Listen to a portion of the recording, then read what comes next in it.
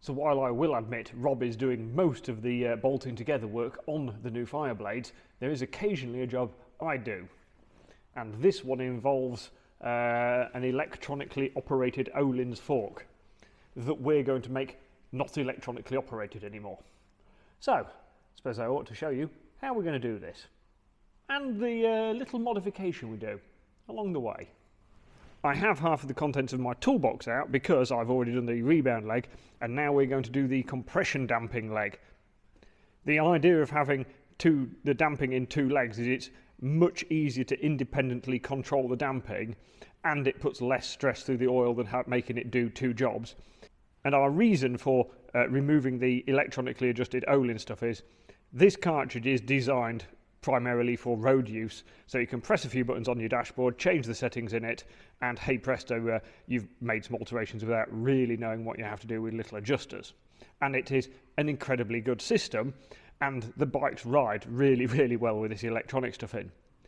The actual quality of the damping inside here is really, really good. These are a very high spec fork, our standard, but we want the really finite adjustment and control that you only get with the sort of mechanical adjustment that we're going for.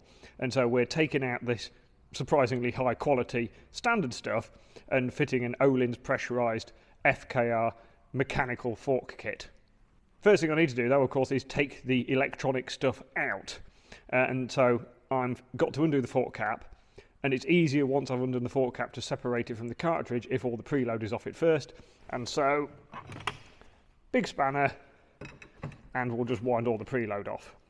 And with the fork cap now loose, I'm going to change vices so that I can slide everything apart and get to the nuts that hold the fork top on. And now I have the forks in a low vice to make my life easier. I can just spin the tube down out the way, slide that down out there, and then all I need to do is put a spanner on this 19mm nut here, put my preload spanner back on, and basically undo the two, because that lock nut holds the top cap to the cartridge that actually does the damping. And with the fork cap removed, now I just need to undo that nut, take the retaining sort of top from the spring off, slide the spring out, and then I can separate the outer tube from the inner tube and pour the oil away. And with the springs out and the oil draining into the sink, which just goes into a bucket, not into the actual drain, I've just got the legs apart, like the tubes apart, so that one can sit there separate and drain as well.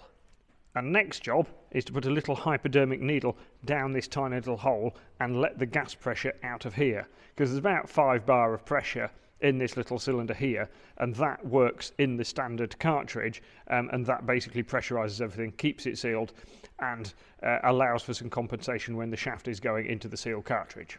And with the gas cylinder now empty of pressure, I've put it back in the low vice, and I have a rod that goes down here, a tool that goes down, and that'll allow me to actually undo the entire cartridge assembly out of the fork bottom.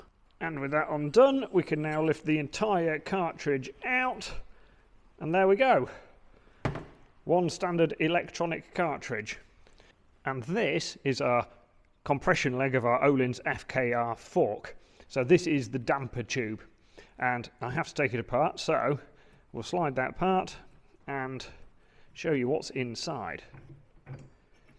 So you can see here, shaft, right, we have a top out spring there, and the gap between the top and bottom holders of it is 40mm, so this is a 4 Newton per millimetre by 40mm long top out spring. So you might see written on setup sheets 4x40 or 3x60 or something like that, and that refers to the Newton millimetres spring rate by the length of the spring. And so that not only helps the fork not go metal to metal when you top it out when you're wheeling, but also helps keep the front tyre in contact with the floor on corner exit. And altering the lengths and rates of those springs can make a real difference to how the bike feels on corner exit. But we're not particularly worried about that today. What we are worried about is the damping. So you can see the shim stacks and the piston design there, and that's what actually forms the damping. But actually what I'm really interested today in is these little plastic spacers, because we have a little bit of a modification to make to this fork leg. So this cartridge has 125mm stroke length. which is actually really 120mm plus 5mm of squash in the bump stop rub, which is up here. But in the rules, we're allowed 125mm of travel plus the bump stop squash. So we want to gain that extra 5mm of fork travel. And to do that, we need to machine 5mm off one of these spacers.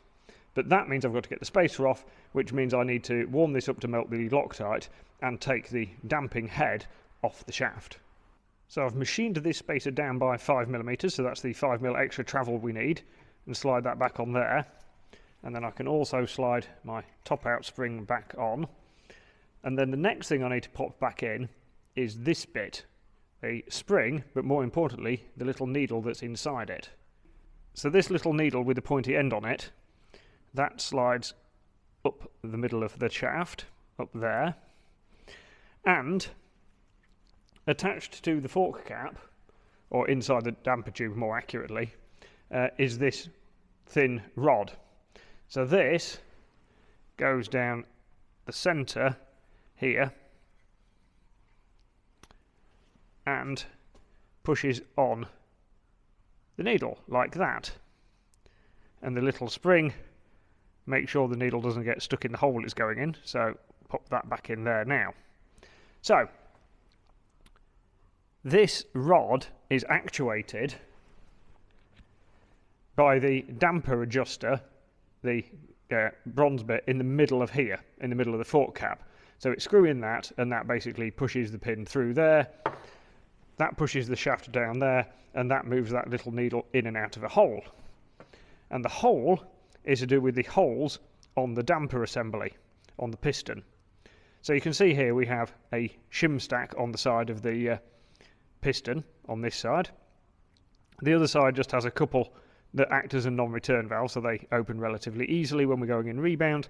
But when we're in compression, the oil is forced up the hole that is in here and gets forced through the shims. But you don't actually want all the oil to go through the shims, because that would be really quite stiff. What you want is some of the oil to actually bypass this entire shim assembly.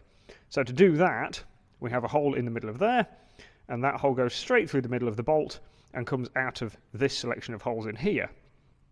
So if we look at it from in here, you can see the hole, and the further this needle goes into those holes, the more it closes it off.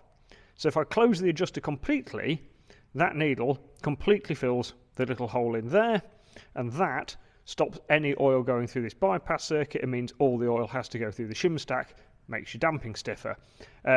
So obviously however many clicks you have in and out affects how much damping you have. Simple system, complicated little bit of piston assembly. But what I need to do now is of course reattach these two items together, and then we can actually start rebuilding our fork properly. So the next thing we need to do is put our cartridge into our fork leg. There's a thread on that end, and basically we're going to put it down there and screw it into the fork bottom inside the leg with a long Allen key. But the thing to note on these is this is a twin tube assembly, and so you can see there is a second tube inside the first one there. So the piston runs on the inside tube, but when the piston goes down, it displaces oil in the tube. So the oil has to go somewhere. So it goes up the outside of the outer tube, or the outside between the two tubes, I should say, and into the seal head. So, seal head. So you see here there is a hole in the seal head between the two O-rings. The little O-ring seals the inner tube, that O-ring seals the outer tube, and the oil pushes into this little hole. And in here there is a floating piston, and if you can just see in these holes there is a spring. And so as the oil pushes up into the seal head, it ever so slightly moves that floating piston and compensates, the spring compensates for it. So this is a pressurized system because we're using spring pressure to keep that piston moving, but obviously we need somewhere for the oil to compensate into when the shaft is going into the hole. It's relatively complicated, but what it means is that you can have pressure in the cartridge, and that means you can work the oil harder without cavitating it, which means you get more consistent damping, and it also means there's less chance of there getting anything in here, like there's no debris in there, there's no air in there, so everything is sealed, so the oil maintains its consistency for longer, and that gives you extra performance. But what we're really interested in right now is getting that into there and then that tube in there as well. I've got both of my fork tubes reassembled, and we do take the dust seals out of the bottom of there and just reading the oil seal. On short circuit racing especially, there's not a lot of debris around, there's not a lot of dirt and stuff, so we can get away without the dust seal, and it dramatically reduces stiction because the dust seal runs nearly enough dry all the time, and so obviously that drags on the tubes a little bit, and so you get a lot less drag if you take it out. I have filled the tube down there with about half a litre of Ohlins surprisingly expensive fork oil, and now it is time to reassemble my seal head into the tube. What you'll note here is I've got the top out spring fully compressed, so I've topped out the cartridge, and that means when that goes in and seals into the cartridge, as soon as I release the pressure on that top out spring, the cartridge is then pressurized. If I built this up with the cartridge with the damper at full extension, when you came to try and top it out, it would actually try and create a vacuum within the cartridge, and that would instantly create yellow decavitation and issues, and so you have to make sure your top out spring is topped out with a special tool. So now that can very carefully go down the hole, and I shall just move it up and down a few times in the oil in the cartridge just to get any air out of the piston assembly, and then we can screw the whole thing together. With the cartridge all screwed back together, we should now have a pressurized cartridge. Easy for me to say, so if I push down on this, that comes back on its own because it's got pressure inside it, and that means we've got it nicely pressurized. So the next thing to do is set the air gap. So that is basically how much air we've got in here compared to how much oil. So obviously we need enough oil to lubricate the seals, but the oil isn't doing the damping because the damping oil's trapped inside the cartridge because it's sealed. And so we actually don't need that much oil in here. Now, having an air gap can be useful. If you have a relatively small air gap, like 100 mil or so is fairly common on road bikes, it means that towards the bottom of the stroke, the air acts as a spring as well and really helps at the bottom of the stroke stop the bike bottoming out.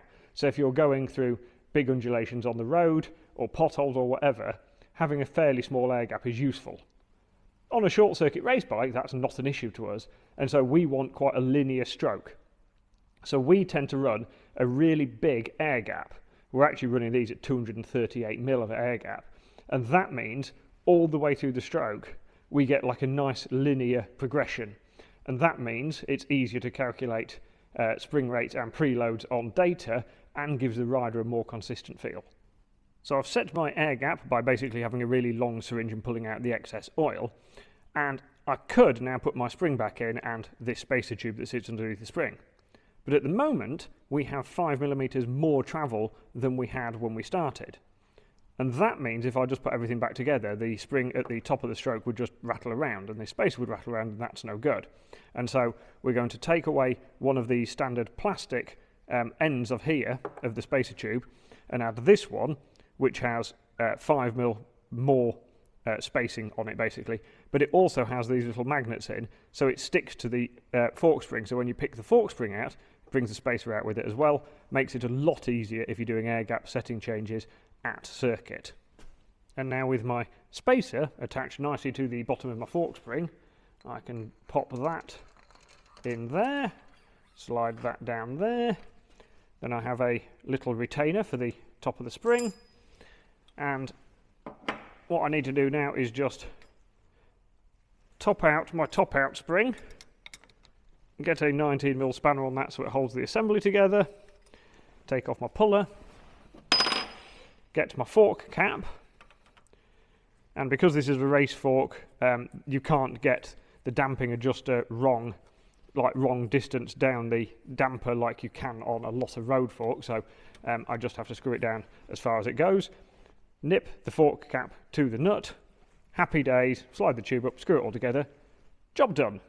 And easy as that, we've swapped our electronic Ohlins for mechanical Ohlins, and those we know give awesome front end feel.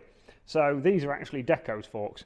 So if you're at the side of a BSB meeting and you're seeing our young Declan Connell on number 33 bike diving underneath somebody on the brakes or just carrying awesome entry speed, which is one of his massive strengths, then you'll know some of it comes from the little fine details of getting these puppies absolutely bang on.